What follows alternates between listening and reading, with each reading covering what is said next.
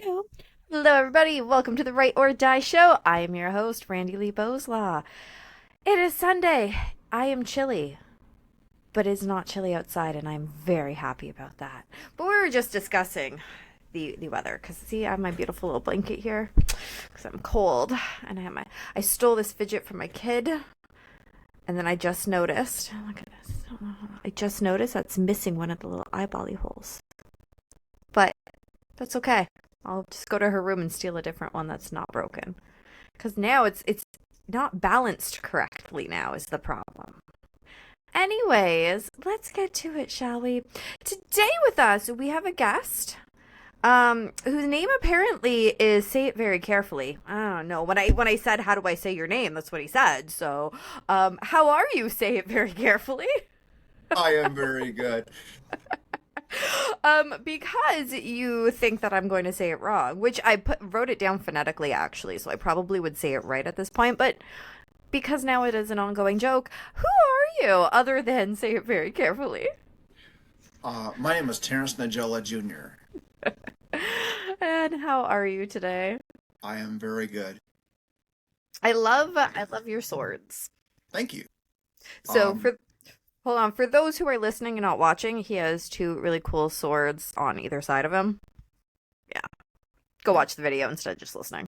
And you'll see it. When I was a kid, I always wanted to have a sword collection. In fact, my goal was to have a study that had multiple walls for floor-to-ceiling books, because I'm a book nerd and scholar and that kind of thing.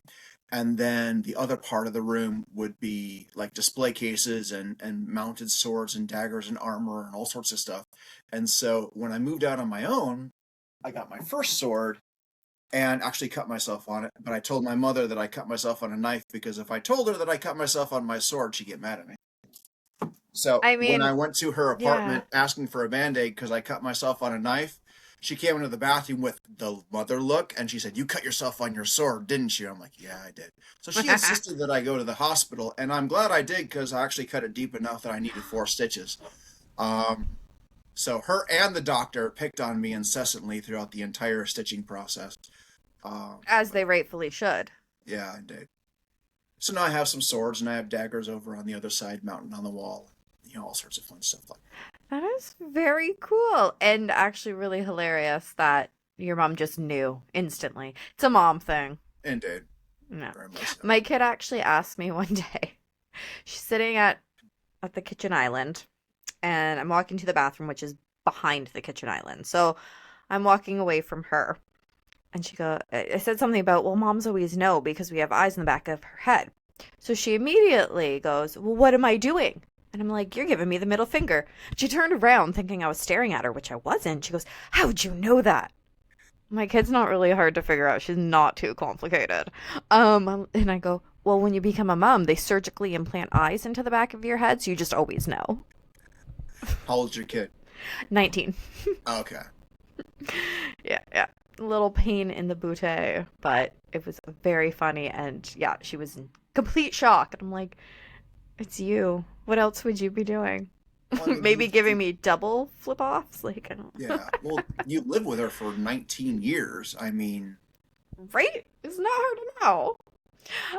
So other than a very cool sword collection that your mom was obviously not too thrilled about, at least to begin with, maybe now she's okay, I don't know. Who is Terrance Niedziela Jr.? who am I? Well, do you want like the deep philosophical answer, Yeah. or do you want what my parents said that I crash landed in the field and green rocks hurt me? Um, I like that one. so Let's go with that All one. right, so this is what's really hilarious actually is my dad, one of his nicknames for me, especially when I was older, was Clark Kent. Because if I shave my beard off and I put a little bit of gel in my hair and like tousle it, I look like the Christopher Reeves Superman. Like I Oh, have a that's very sharp funny. jawline and everything, and so like I would dress up as like Superman, the shirt and stuff. I even have pictures that I took. I did like this photo shoot and make myself look like I was flying up Oh, in I a love plane, that. I and love there that. was this older lady walking by who photobombed it, and she kind of had this weird look on her face, like, "What is this weirdo doing?" Um, but I am very nerdy. I'm a child of the '80s and '90s, so I grew up with the awesome cartoons and that kind of thing. Um, I'm the oldest of six kids, Holy moly. living kids. A year before I was born, my mom had a baby girl, but she died in childbirth. Oh, Um, and umbilical cord wrapped around her neck, and so they didn't have the tech to be able to save her and stuff. And then a year later, I was born. Um, but yeah, so I'm the oldest of six, four boys, two girls. There is a 9 year difference between me and my youngest sister.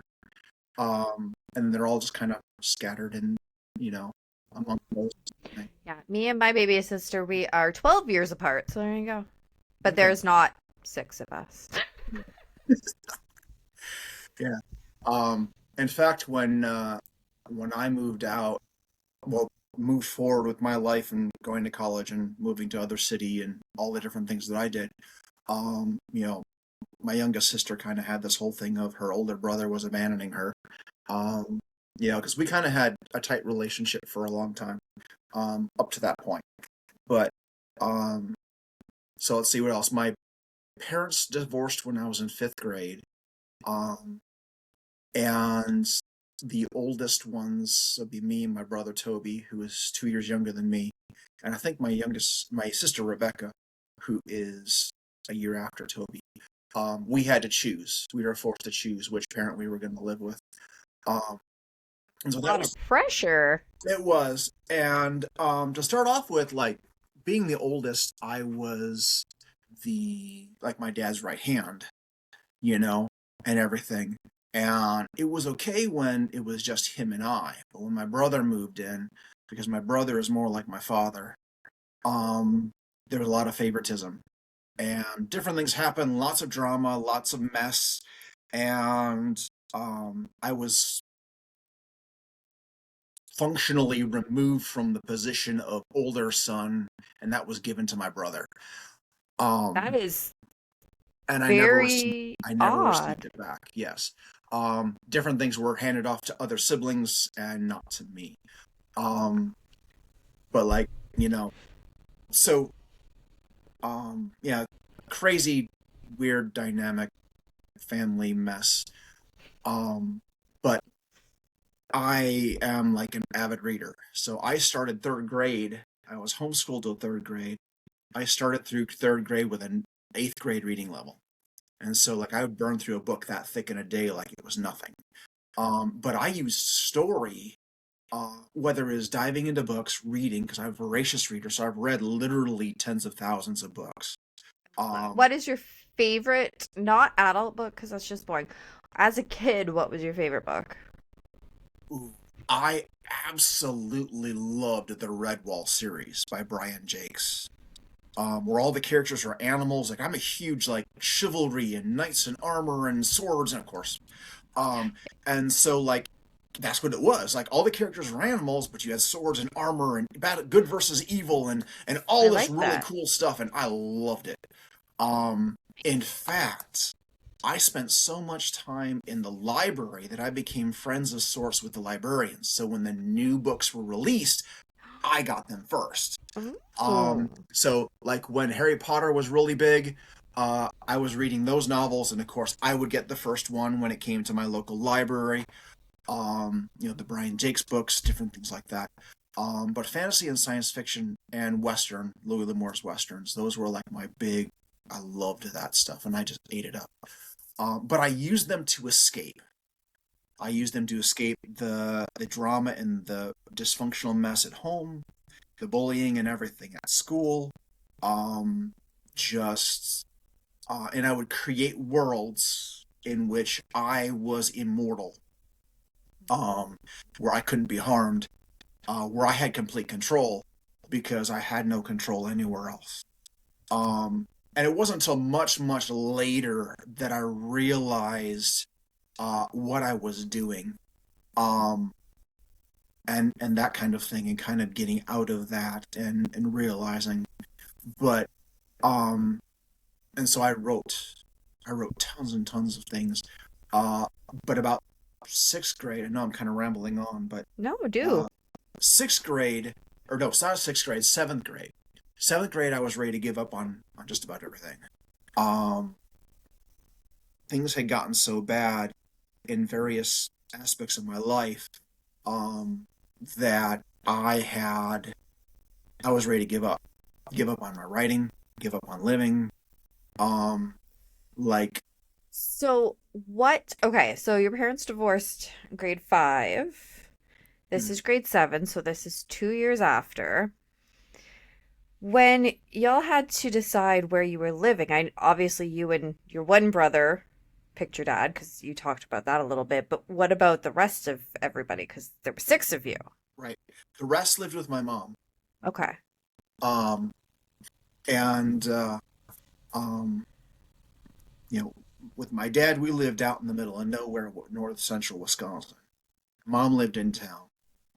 Mom encouraged us to get involved in extracurriculars, and she's awesome.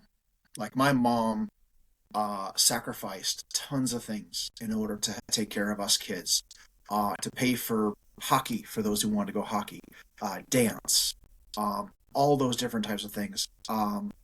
But when those living with dad, it was all about the farm, living out in the woods, work.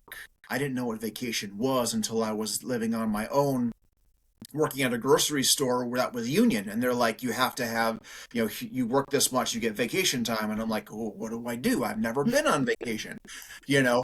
Um, there were a few random times when we would travel south down to Chicago to visit, relatives down there, but I rarely ever saw them, and that's a whole nother drama family story.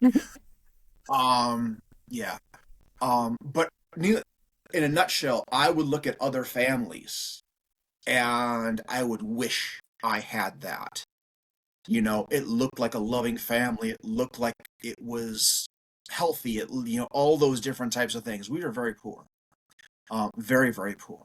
Um, and so that added a lot of things too. But I will say this much: I know how to work because I was taught how to work. I can live on barely anything. If there's ever a zombie apocalypse, I don't need to worry about it because I know how to survive in the woods, and And you have a you know, sword. and I have swords exactly. Yes. Uh, uh, grow my own food, hunt. I know all that stuff. Um, so I'm a weird like mix of like city slicker, and mountain man. I, I laugh because like so my parents, I don't remember them ever actually being together, but I lived with my mom. We're in the city every other weekend. Go to my dad's. He's on the farm, so I kind of get it, Yeah, to a little extent, anyways. Because yeah, when I was at the farm, I spent most of my time at my uncle's house because he was just down the street. Again, farm, and so yeah, you had your chores you had to do before you could go out and start playing and whatever. So faster you got those done. So I'd help my cousins. Faster we got those done, the faster we'd go play in the valley. Like that's what you did. yep, So I kind of get it, not to the same extent because I wasn't there 24/7, but like I got you. I get the yep. two worlds colliding. Yeah. Um, okay, so before we get back to grade 7, bullying. That's a huge thing. So what was happening in your world with that? Because you dropped that B word. All right, so it was a mixture of a couple different things. To start off with, when I was going to go to public school, um, I had a parent, my father, told me that because I was a Christian, everyone was going to hate me. That was the way he viewed things. So, Way to start. yeah, I know. And as a third grader, really young. So, Because you're what, 8-ish? give or take, yeah. So I went in automatically believing that I was going to be hated. The whole thing of, and I lived in a very religious environment. Very different from relationship with God. It was very religious. So rules and regulations, striving to appease a God that I was taught had very conditional love, and you mess up enough, he's just going to wipe you. I didn't know anything about God's unconditional love until much later on. Um, I like how you said there is a difference between religion and I can't remember the word you used now, but there is relation, a different relationship. Yes, yes. there's a distinct difference. So Yes, I there is. do like One will that you kill you mentioned and that. one will give life. Yes. Yeah. Um, and so I went into it with a very messed up perspective of things. Hmm. Um, Being poor didn't help because, clothes and, all the foolish things that children. Yeah, I was picked on for being poor. Um, and then there was some of it that I brought on myself because of this thing that I couldn't control. I wouldn't control because I was less than intelligent punk kid. Um, so I had some arrogance going on. I had some know-it-all going on. I was really annoying in a lot of ways. I wish I could go back and slap myself, but it wouldn't matter because I was too thick-headed. And now that I'm a teacher and I see children living the exact same thing that I was living, and I'm just like, dude, you have no idea how much you are setting yourself up for failure. You know, um, I had one student that thought that because they had previous siblings at the school, um, who made less than intelligent decisions, they automatically believed that no one was going to like them. And so they made all sorts of bad choices, and they were so convinced nothing could change their mind. Um, but until we see it ourselves, it doesn't matter how many times people, try in love and everything to try and support. Yeah, we're blind to it. But so it was kind of a mixture of all sorts of types of things, and because of my messed up perspective and perception, which I love to teach about with my English students, um, I thought that any act of kindness, in a lot of ways, especially by my peers, was them setting me up to pick on me. For example, I didn't know that there were a bunch of girls who actually had a crush on me. Right? Like I said, I worked on a farm. So I'm a buff kid. Okay? Tall, lanky, buff kid. I would wear shirts, and some of them were a bit on the tight side. And Yep. so like I'd have like the ripply muscles. And so I'm sitting at the the table in my high school science class, and there's girls at the table, and they want like TJ Flex, because I went by TJ at the time. TJ Flex. And well, I thought automatically that they were gonna pick on me for something, not realizing that no, they were actually admiring the gun show.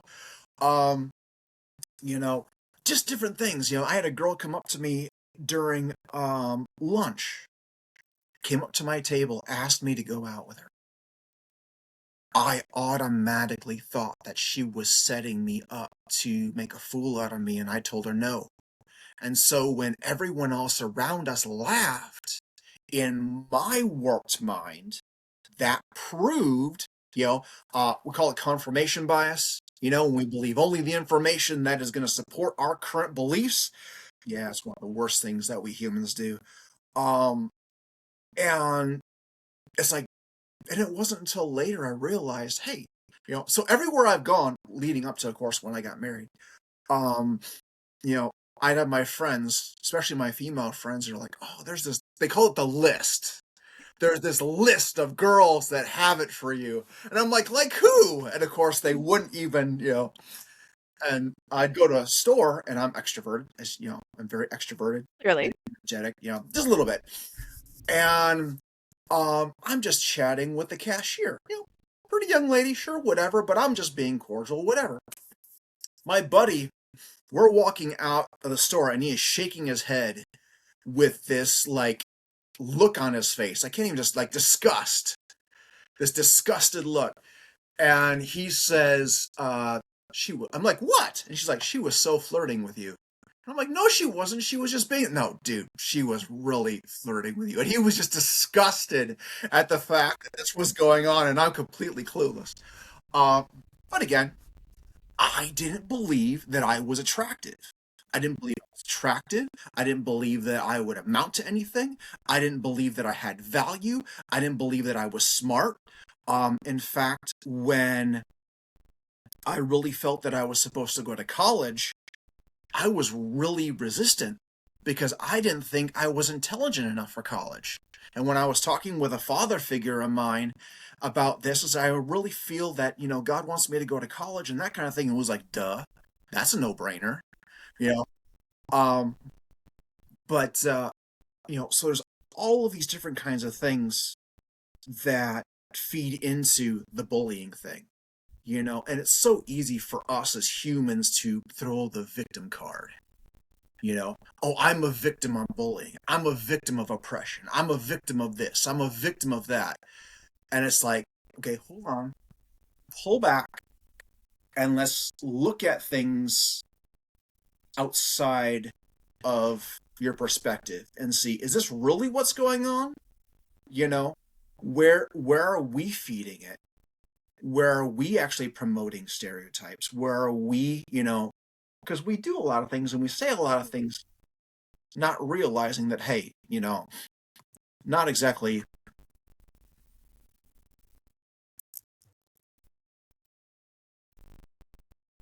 Not Sorry, exactly what. my screen suddenly went black, and I'm like, oh no, what just happened? But I have It's enough. okay. That was weird. Sorry. Um. Technology, it's all good. Yeah.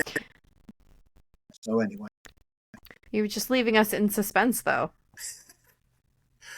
um, now I gotta try to Finish the remember what I was story. talking about. Well, To you were see talking. Yeah.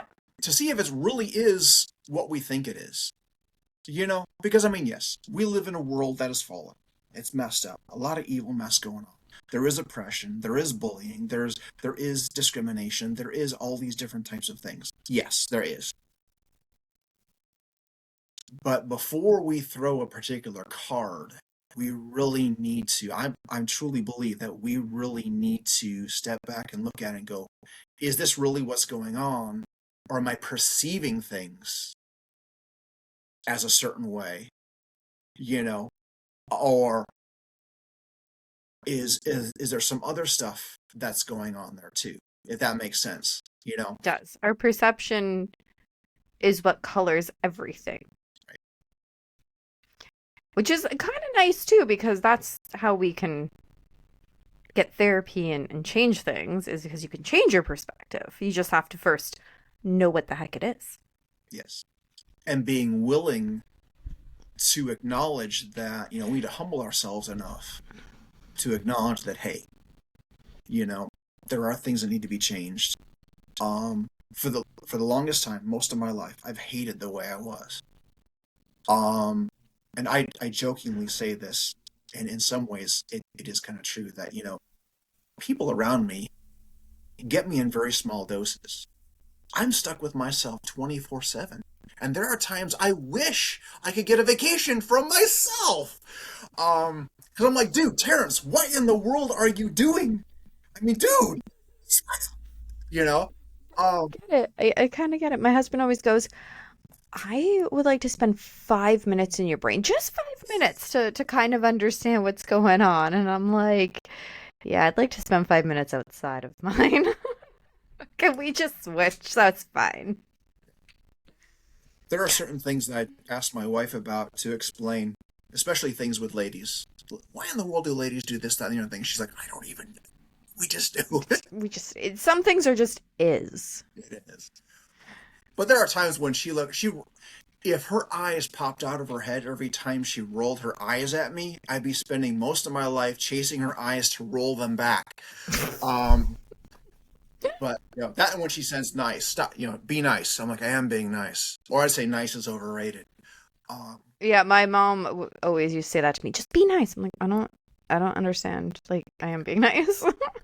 because like I tell my students all the time, because I'm like, describe this character, and they're like, nice. What does nice even mean? Because what's nice to you isn't Yeah. nice to me. So what? So I'm like, specificity is key.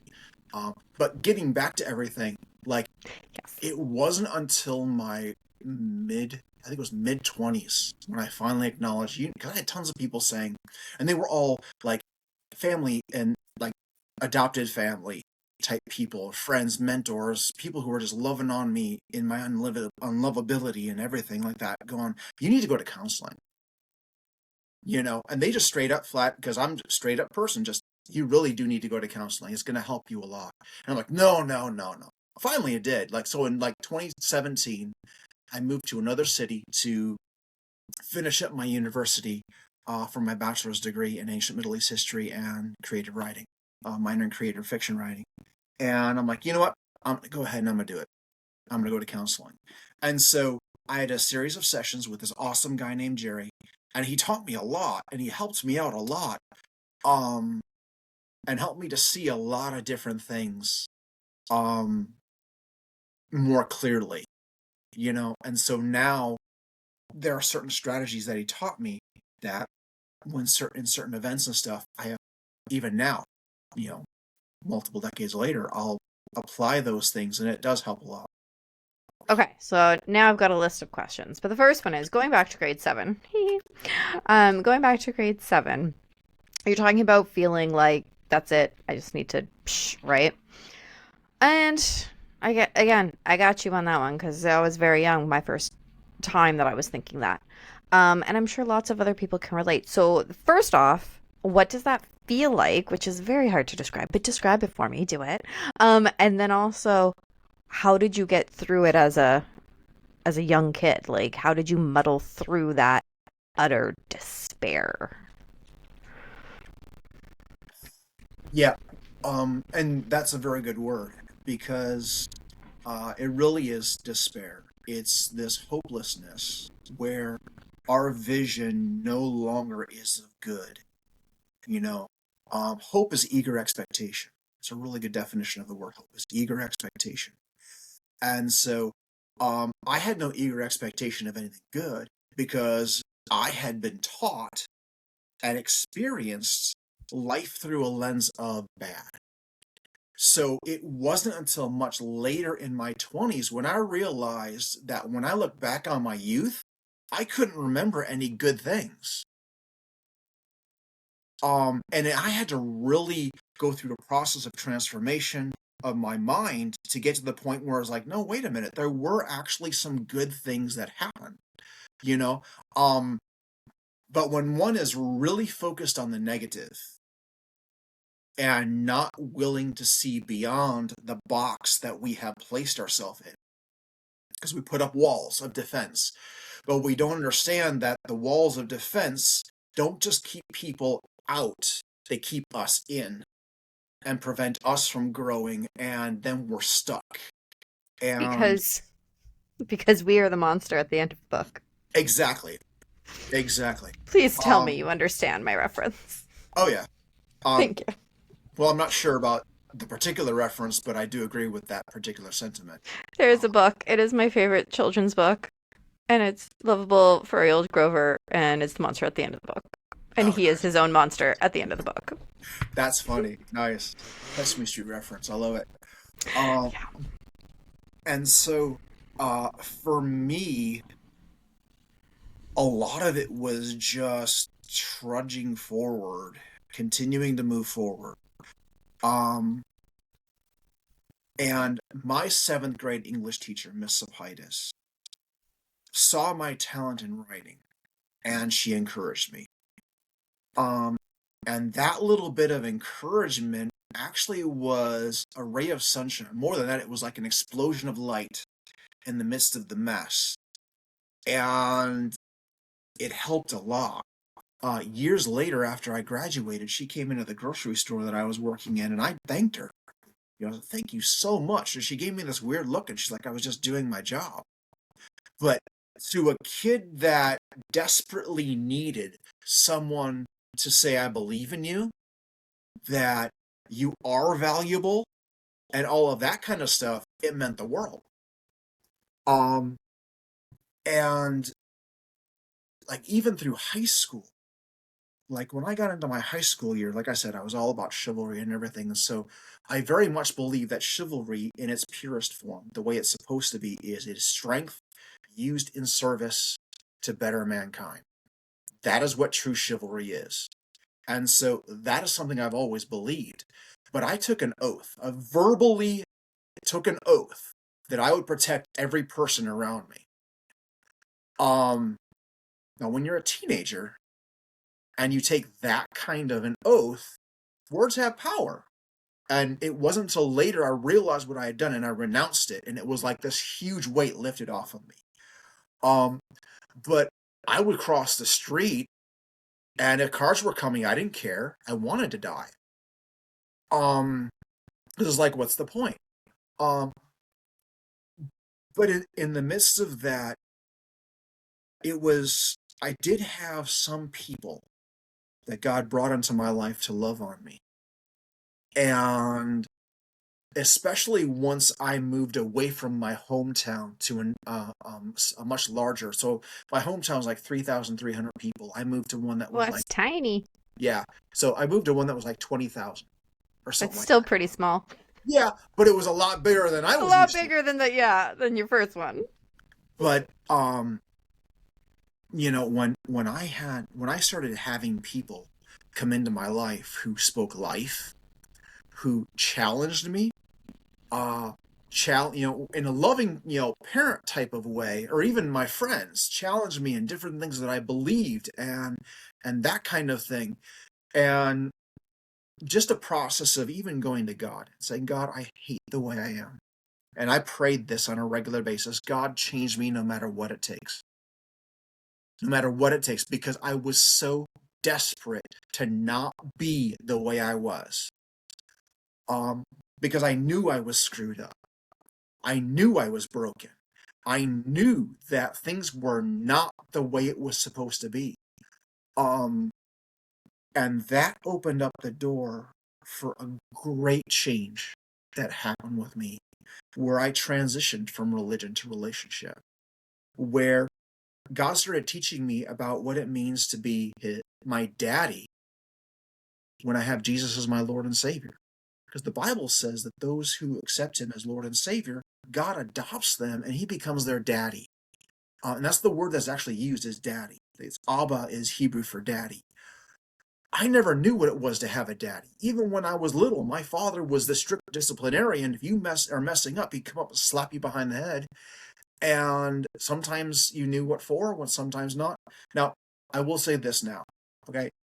Please don't, people watching or hearing, I'm not ripping on my father, okay? My father did the best he could with what he had, because the family he came out of was worse in a lot of ways. The generations before him were infinitely worse than where my father was at. So my father did the best he could with what he had. Same with my mother. She did the best she could with what she had. And so the process that God has had me on of transformation, if I'm ever blessed with having children, will be way different than my experience, because I was willing to say no. There will be no domestic abuse. There will be no verbal and all the other different types of things that were going on in family. There will be no alcoholism. There will be no all of these different types of things. No. No, it ends with me. And and that's something that I've learned, is that just because every other generation lived that way doesn't mean we have to. We can make the choice. Find our generation, because it sounds like we're in the same generation, 80s, 90s babies. Growing up with those good cartoons. I love that you said that, because I was like, yeah, we did. A lot of us are doing that same kind of process of this intergenerational stuff. We're done. We're done. Okay, so going back to your 20s, your friends are like, dude, go see a counselor, like just go. And then you end up going, which is yay, awesome. But you talked about how you learned some different coping strategies and some skills and techniques that you can use. What is like your top two? Oh, okay. In fact, I tell my students these, because they're like the smallest, tiniest little perceived offense. They explode into violence and anger and all sorts of stupid drama. What And grade do you teach? seven. I teach seven. Okay. Oh, I'm, yes. The hormones are so it's like, coming. oh Lord. So it's like, 12, 13, 14 years old, unless they've, flunked grades, and then they're older. Um, Wait, can you flunk grades in the States? oh yeah.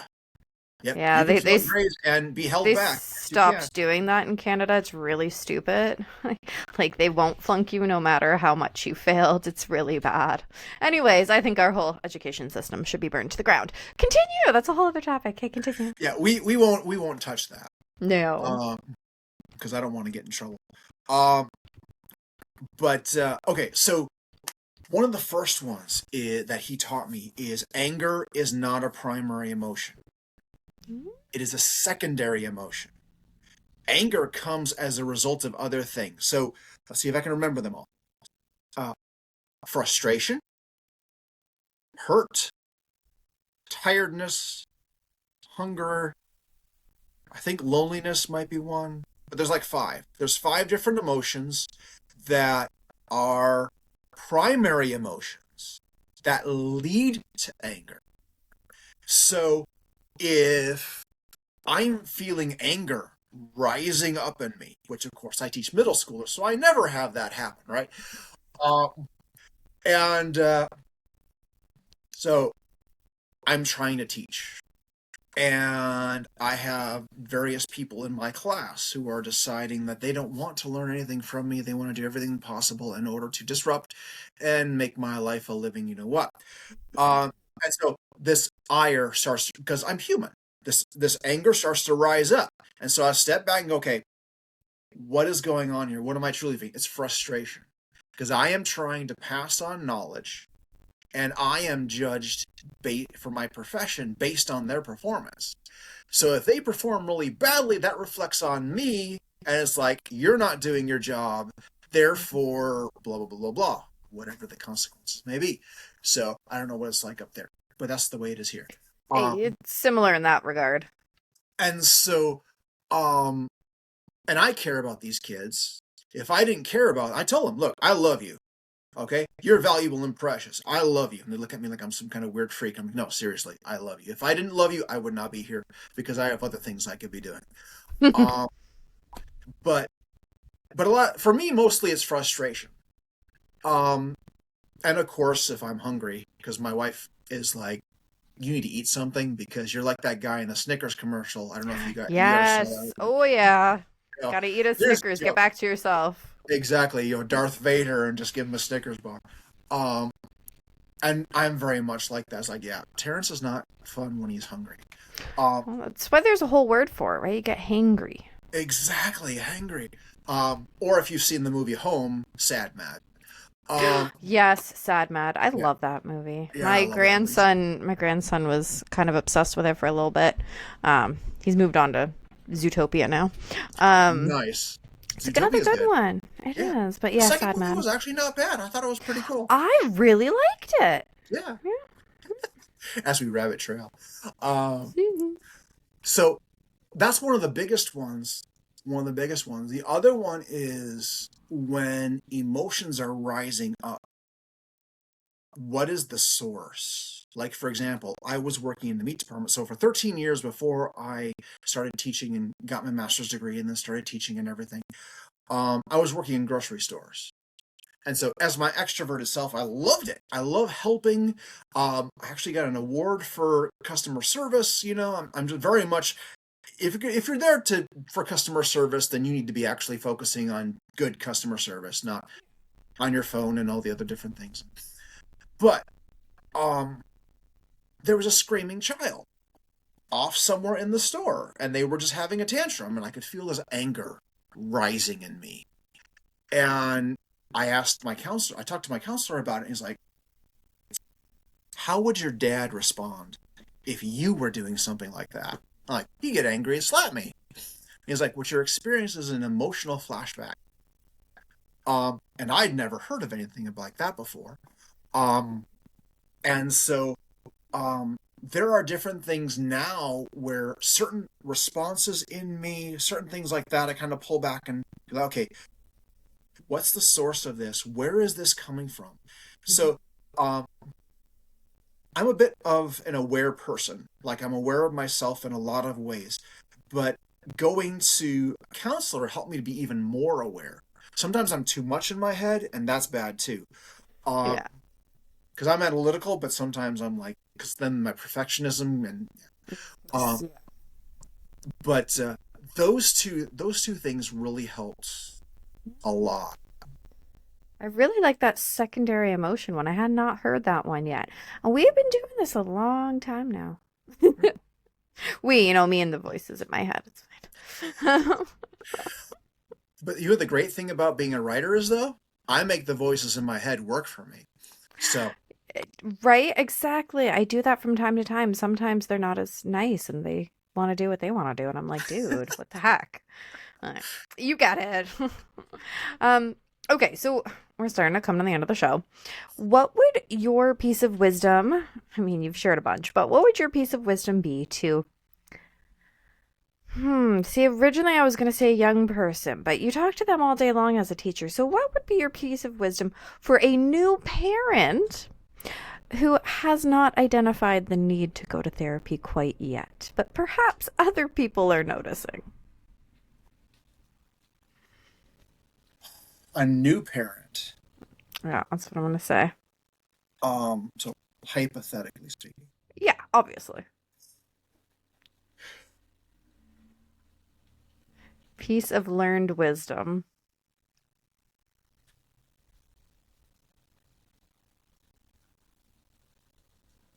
well, I will say this much. Out of the mouths of two or more witnesses, let a fact be established.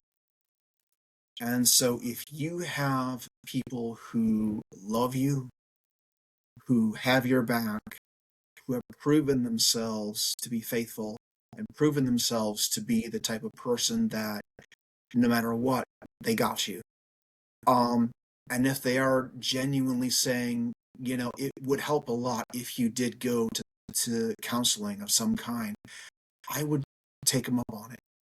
Um, and see, here's the thing. If we are humble enough to realize that number one, we don't know everything. Number two, there are things in our life that need to be addressed.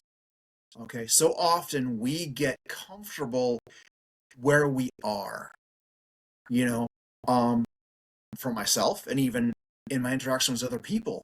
There are certain people that I know that love being miserable.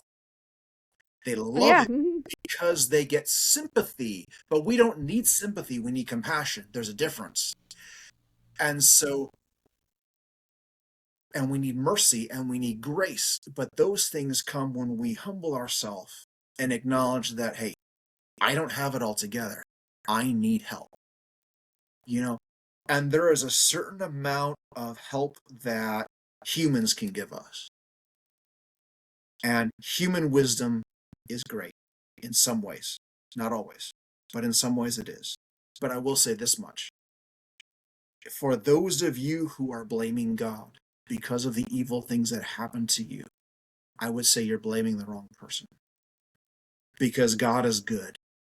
And he has shown his goodness by giving his son for us. And again, it's not about religion. It's not about punching a time card and going, okay, I did these things. Now, God, you owe me something. That's not how it works. But I have experienced the goodness of God. And I'm learning how to walk in relationship with him as my father. And we have conversations on a regular basis about this because I still struggle with it. I'm not perfect. I'm not super religious, awesome, spiritual guy. I'm a dude just like everyone else who is walking through the process. But I do know this much. God has never, ever wanted the evils that happen to us to happen to us. But humans made choices. Some of the evils that happened to me were my own fault. I acknowledge it. I did really, really stupid, destructive things, and now I'm facing the consequences of them. Okay? He tried to stop me, bringing people into my life, scripture, all sorts of different types of things. Terrance, danger, Will Robinson, danger. You know, um, but I didn't have the really cool robot. But I was thick. I acknowledge I was arrogant and stubborn and refused. And now I'm facing the consequences. Others did the same thing. Okay? Um, And so he wants good for us, but we have to be willing to acknowledge that and humble ourselves enough to submit and be like, you know what? You're God, and you're the one that can change me. You love me enough. You sent your son to die for me so that I wouldn't be destroyed from my own foolishness. Take me. You know, I surrender everything to you.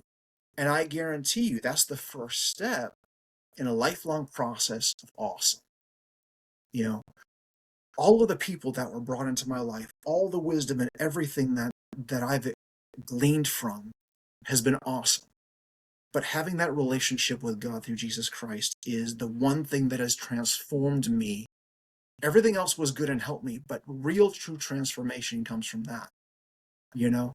Um, and I can't help but to speak on what I've seen, what I've heard, and what I've experienced. From the depths of my being, I would not be here today. I'd either be dead or prison if it was not for what God has done in my life. Because my story is nasty. It is messy. And it is horrible in a lot of ways. So in other But words, you have to come back and share that part of it with us. that stuff is covered under the blood of Jesus. I'm not going to dig that back up again. But I will say One that day. I One day. I know I know what it is like to have failed so miserably and think that that is the end. That there is no possible way you can move forward. I know what it's like to be so completely destroyed or having destroyed other people, because we do that too, and think that there's no possible way you can move forward. And I've seen what happens when God reaches into the mess and brings us out of the ashes and makes something beautiful. You know, again, this isn't just like some hyped up religious thing. I've experienced the love of God and it's transformed my life. And it's guided my writing, it's guided my interactions with students and with other people. Um, and I'm still learning too. So Now, now you get to shamelessly self promote. So it's fun to word it that way. So I know that obviously you're a writer. So what should people be looking for with your books? I'm cool. assuming there's some kind of chivalry and sword in them. Yes, there is, and a lot of allusions to Star Wars and Lord of the Rings and all sorts of other fun things. Um, and I'll touch on that in just a second.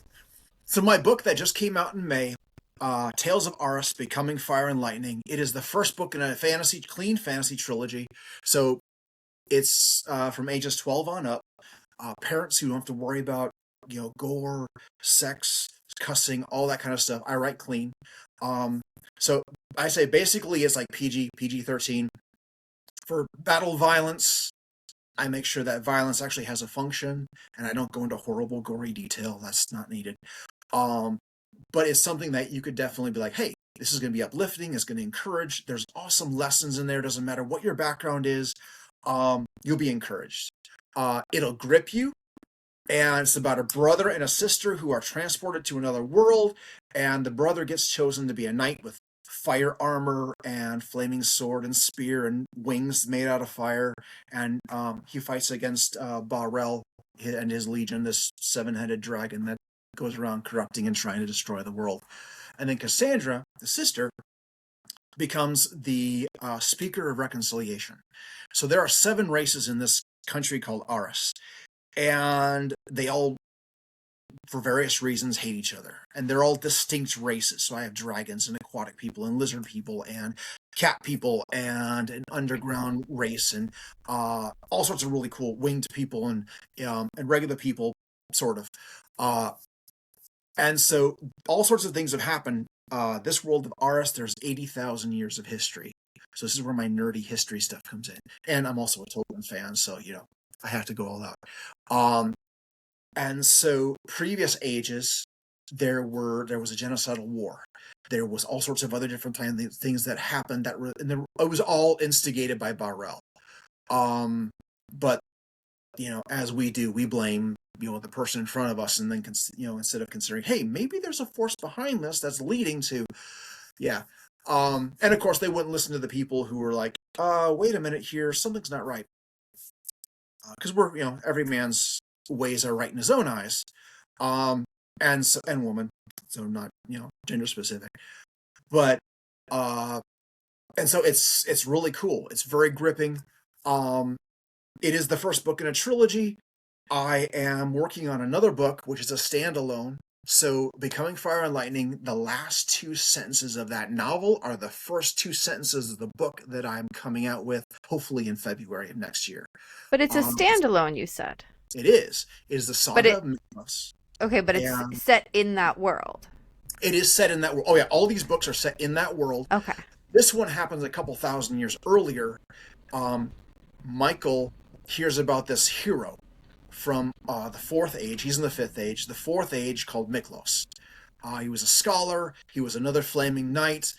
He saved the land from this horrible devastation and a horrible thing that was going to happen.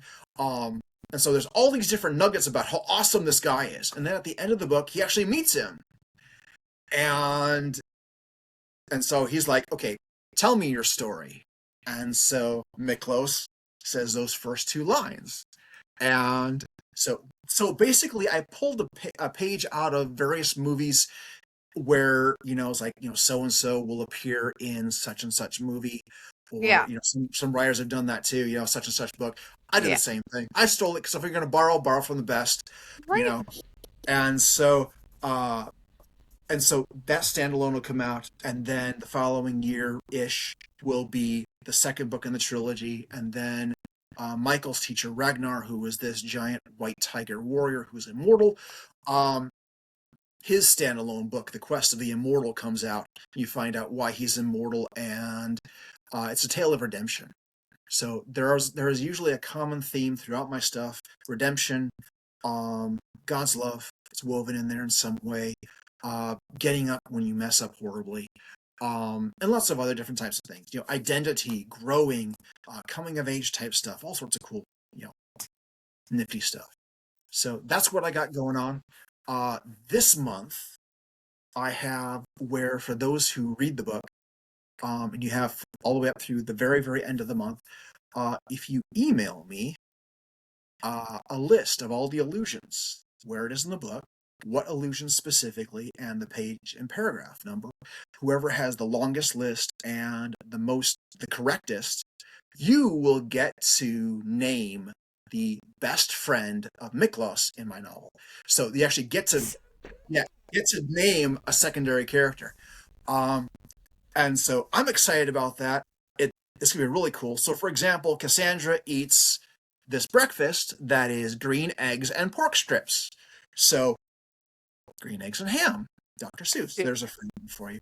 But I have all sorts of really fun references, and that kind of stuff in there because I'm a nerd and I gotta do that, So From one nerd to another. I appreciate that. no. That's very exciting. So say the title again and where people will get it. Okay, so the title of the book is called Tales of Aras, Aras, Becoming Fire and Lightning. So Amazon has it in Kindle, Audible, and paperback. And thinking about maybe having a hardback come out sometime around Christmas time. We'll see how that goes. Hardcover, that'd be cool. Barnes and Noble, Books A Million, Thrift Books, Walmart, on all their websites. And then there's probably some other major book distributors too on their websites that might have it. So yeah. Excellent. And then where do people follow you? You can follow me. I'm on social media. I'm on Instagram at Terrance Niedziela Jr. And also Facebook. There's Terrance Niedziela Jr. And then I also have a Tales of Aras page that you can also follow. So I have it strictly for like the book in this world that I created in my writing and all that kind of fun stuff. So, and then my website is terranceniedzielajr.com. And just go and look at how to spell it down in the description because you can't sound it out, okay? You can't. It's not going to work for you. Might just be easier to Google the title of the book as opposed to the name because you're not sounding it out. So thank you so much for joining us tonight. It was lovely. As I was going to say as always, but I mean, you haven't been the one here, but we here love being on the show. So yeah, as always, it's late, guys. It's been a long day. Okay, my brain is fried. Just roll with me. Is it over easy or I think scrambled. Like, scrambled. Okay. Yeah, nice. yeah, scrambled. Is there cheese on top? Maybe some sausage mixed in. I think so. Yeah, maybe some green ham. Oh, there you go. Yeah, because I'm also a nerd. I got you. Except mine's more of in the Disney World nerdiness. Love that stuff. We can go there. Classic Disney. Right? It's all good. Um, if you have not already hit the like and subscribe button, what are you waiting for? Do that. Share the episodes out because, of course, we're talking about very important things and we have fun doing it. So we need to talk about it more, obviously. And of course, I have to give the movie update. So we are still working diligently, very hard, working on the shot list. So stay up to date with all of the stuff for the movie. Because hopefully we're gonna film like October-ish. I don't know. Fingers crossed. We'll see. Stay up to date. Go to the website. Check it out.